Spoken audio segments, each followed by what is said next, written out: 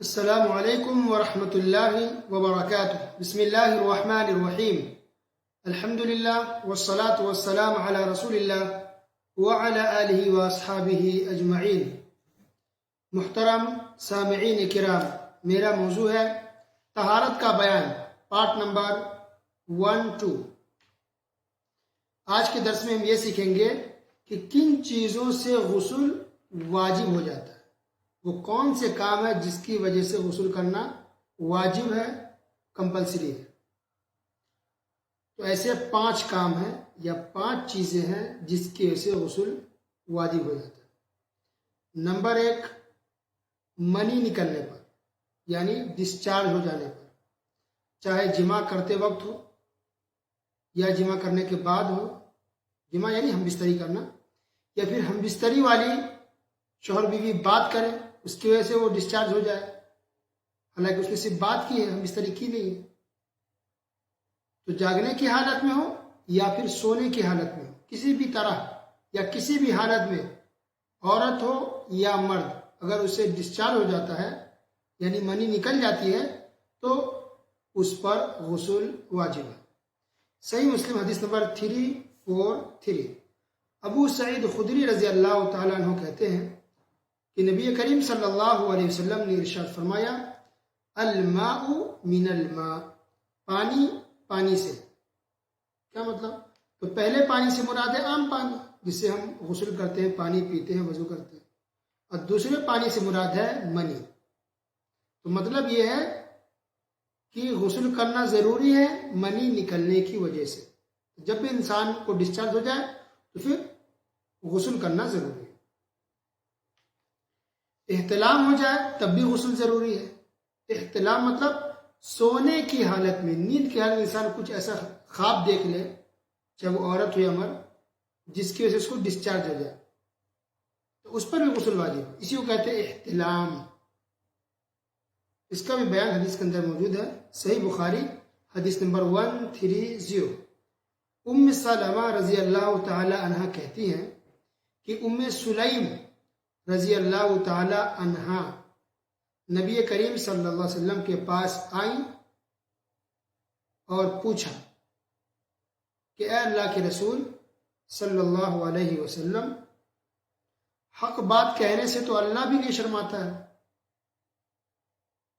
فَهَلْ عَلَى الْمَرْأَةِ غُسْلٌ إِذَا احْتَلَمَتْ، کہ کیا عورت پر غسل واجب ہے اگر اسے احتلام ہو جائے تو آپ نے فرمایا نعم اذا رأت الماء، جب وہ ڈسچارج کو، منی کو دیکھ لے تو اس پر غسل واجب ہے۔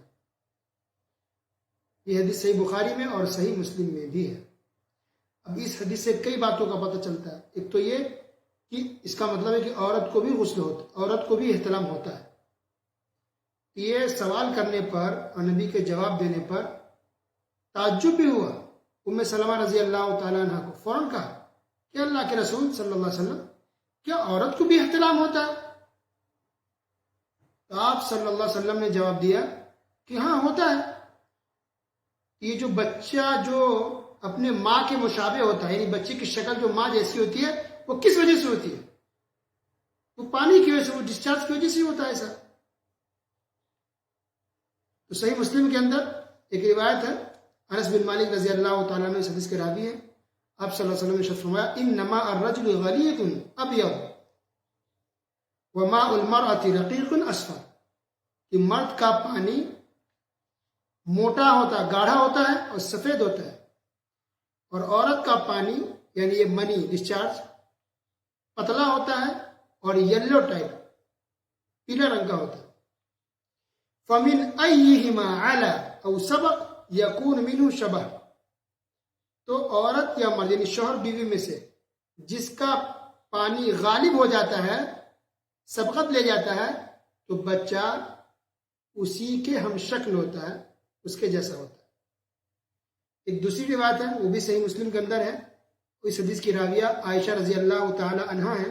وہ کہتی ہے کہ نبی کریم صلی اللہ علیہ وسلم نے فرمایا اذا علا ماؤها ماء الرجل اشبہ الولد اخوالہ، کہ جب بیوی کا پانی غالب آ جائے شوہر کے پانی پر تو بچہ ماموں کی شکل پہ جاتا ہے.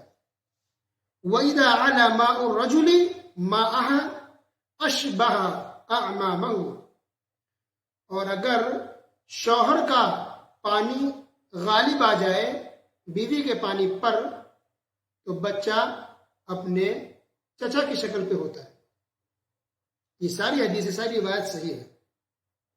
تو پانی مرد کو بھی ہوتا ہے عورت کو بھی, اور گویا کہ اس کا بچے پر اثر بھی ہوتا ہے اس طرح سے کہ اس کی شکل بھی پانی کی وجہ سے بدلتی ہے. جس کا غالب آ جائے بچہ اس کی شکل پہ ہوتا ہے.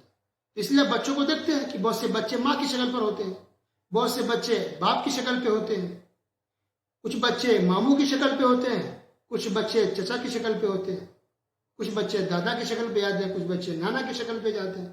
اللہ کا نظام اور سسٹم دیکھیے, سبحان اللہ.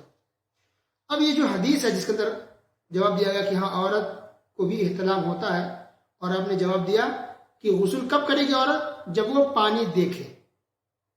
تو اس حدیث سے کئی باتوں کو پتہ چلتا ہے. نمبر 1 کہ عورت کو بھی احتلام ہوتا ہے, اور مرد کو تو ہوتا ہی ہے, لیکن مردوں کو زیادہ ہوتا ہے, خواتین کو کم ہوتا ہے. دوسری بات یہ کہ اگر کوئی خواب میں دیکھے تو اس کی کئی کنڈیشن ہو سکتی ہے.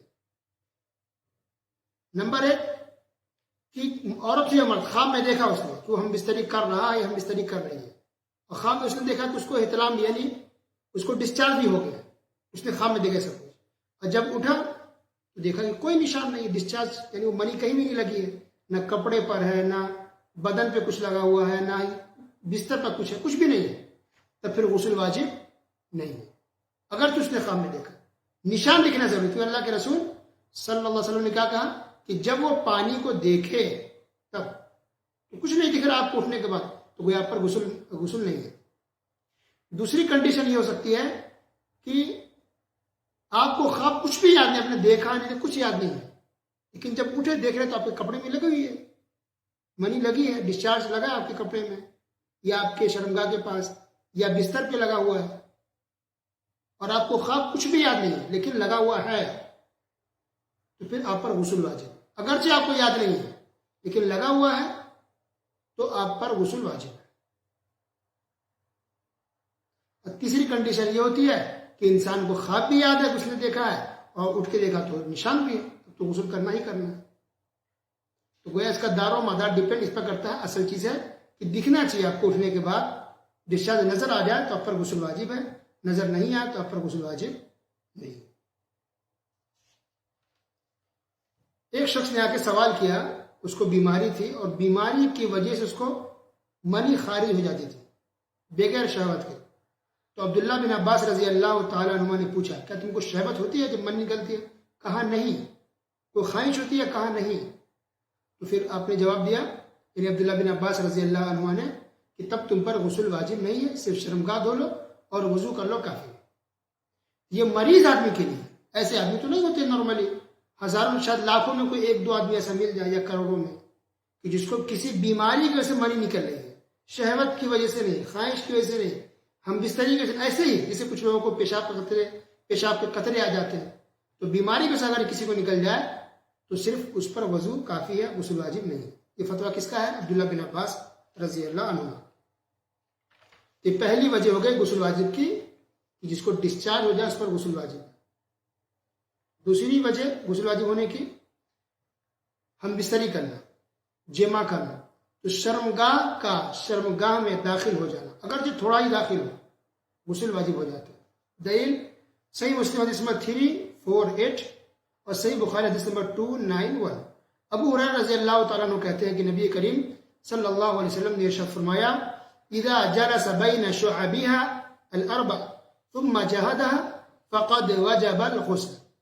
جب کوئی آدمی اپنی بیوی کے پاس آئے, بیوی کے چار شاخوں بیٹھ جائے, 4 شاخوں سے مطلب 2 ہاتھ 2 پیر ہو اس کے بیچ میں, تو شوہر آیا ایسے بیٹھا اور اس نے ہم بستری کرنے کی کوشش کی, ہم بستری کی, فقد وجب الغسل, تو اس پر غسل واجب ہو گیا.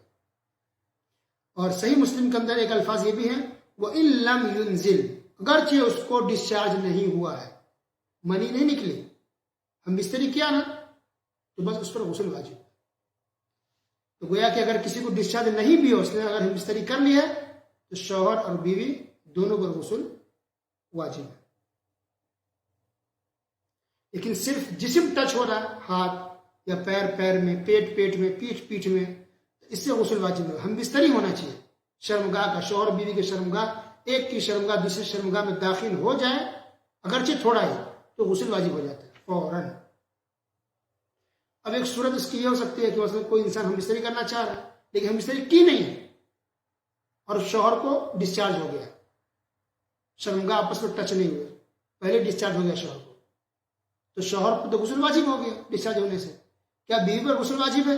جواب نہیں، کیونکہ اس نے ابھی ہم بستری نہیں کی ہے اور اس کو ڈسچارج بھی نہیں ہوا ہے. لیکن اگر بیوی کو بھی اگر ڈسچارج ہو جائے تو پھر اس پر بھی غسل واجب ہے.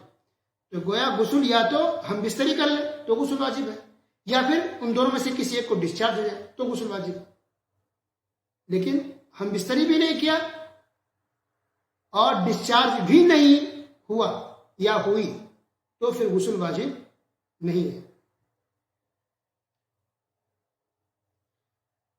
تیسری وجہ جس کے سے غسل واجب ہو جاتا ہے وہ ہے حیض اور نفاس کا ختم ہونا. تو کسی کو حیض آیا، خون ختم ہو جائے، بند ہو جائے، خون رک جائے، یا پھر نفاس آ رہا ہے، نفاس یعنی بچے کے پیدا ہونے کا جو خون آتا ہے اس کو نفاس کہتے ہیں. تو جب خون بند ہو جائے تو ان دونوں حالتوں میں حیض کے خون رک جانے پر اور نفاس کے خون رک جانے پر غسل عورتوں پر واجب ہے. غسل کرے گی تبھی وہ پاک ہوگی، صرف وضو سے کام نہیں چلے. اللہ کے رسول صلی اللہ علیہ وسلم نے فاطمہ بنت ابی حبیش رضی اللہ تعالیٰ عنہ سے کہا کہ جب تمہیں حیض آئے تو نماز چھوڑ دو، اور جب حیض کا خون رک جائے اغتسلی تو غسل کرو، وصلی اور پھر نماز ادا کرو. یہ حدیث صحیح بخاری اور صحیح مسلم کے اندر.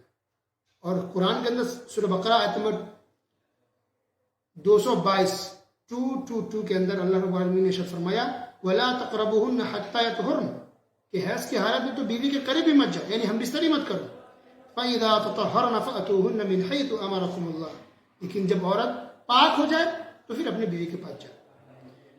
تو حیض کی حالت میں نماز پڑھنا تو منع ہی ہے، حیض کی حالت میں ہم بستری کرنا بھی منع ہے.